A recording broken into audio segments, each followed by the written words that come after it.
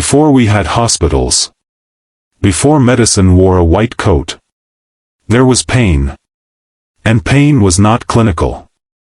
It was cosmic. A broken limb wasn't a fracture, it was the wrath of the spirit. A fever wasn't bacterial, it was the shadow of death, coiling under the skin. Picture a world lit only by firelight, where the cold could kill just as fast as a lion. In this world, to fall ill was to vanish slowly. And to be healed, was to be remembered. But they didn't walk away. Somewhere in that raw silence, one of them stayed. A mother. A brother. A healer with bones in her hair and prayers in her breath. She gathered bark. She smeared ash. She whispered to the wound.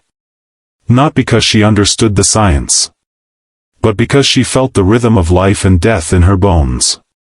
This was not just survival. This was the first ritual of care. And in that moment, when one human chose to keep another alive, medicine was born.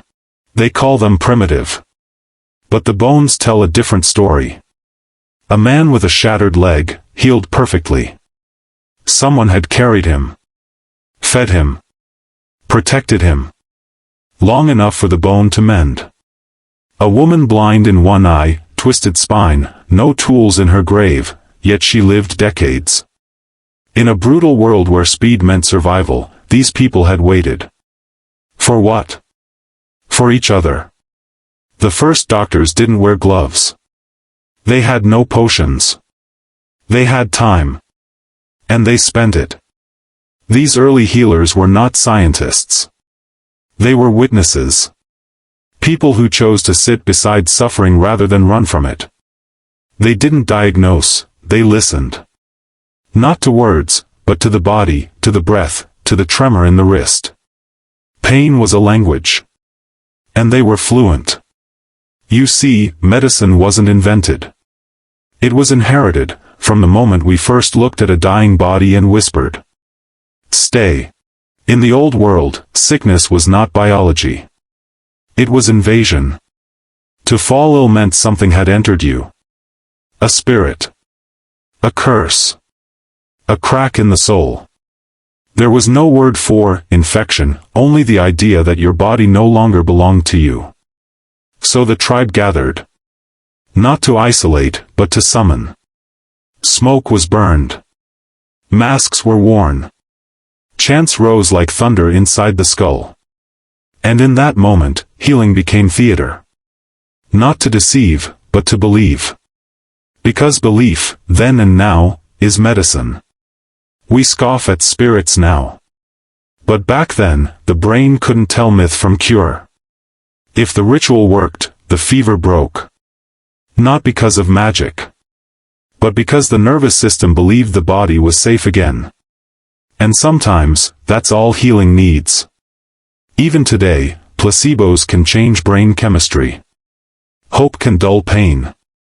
The tribes knew this, not with data, but with devotion. Long before we synthesized pills. We foraged cures. The forest was not scenery, it was scripture. Every tree was a teacher. Every root had a story. And the healer was its translator. In the Amazon, one brew cured infection. In the Himalayas, a fungus soothed childbirth. In Africa, bark bled medicine. This wasn't luck. This was pattern recognition passed across generations, through lullabies, campfire tales, and pain remembered. They tested. They watched. They knew what healed. And we still use it today. Willow bark became aspirin. Yarrow still stops bleeding. Psychedelics, once used in ceremony, are now studied for trauma therapy. Nature doesn't whisper. It sings. And they were listening. Bones don't lie. They carry no bias. Only evidence. And what they show us, is astonishing. A man with no teeth, fed soft food for years. A child with deformities, buried with care. Why save the weak, when food was scarce? Why protect those who couldn't protect themselves? Because something ancient whispered. We don't leave our own behind. It wasn't strategy. It wasn't logic. It was love, in its rawest, oldest form. Before cities. Before writing. The way we held each other in illness, that was the first human technology. We are not alone in this. Chimpanzees rub plants on injuries. Elephants grieve. Bonobos comfort the sick. But humans, we elevated care to culture. We buried our sick. We sang them across the threshold. We carried them on our backs, even when they slowed the hunt.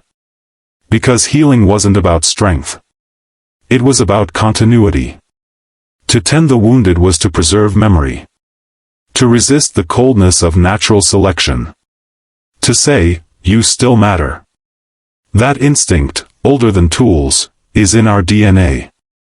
It is what made us more than animals. Modern medicine is a miracle. But it is also an amnesia. We cut, burn, numb, calculate. We treat the illness, but sometimes forget the ill. Hospitals are efficient. But are they human? The tribes had no sterile rooms, no prescriptions. But they had presence. They had time. And maybe healing isn't just about antibodies or dosages.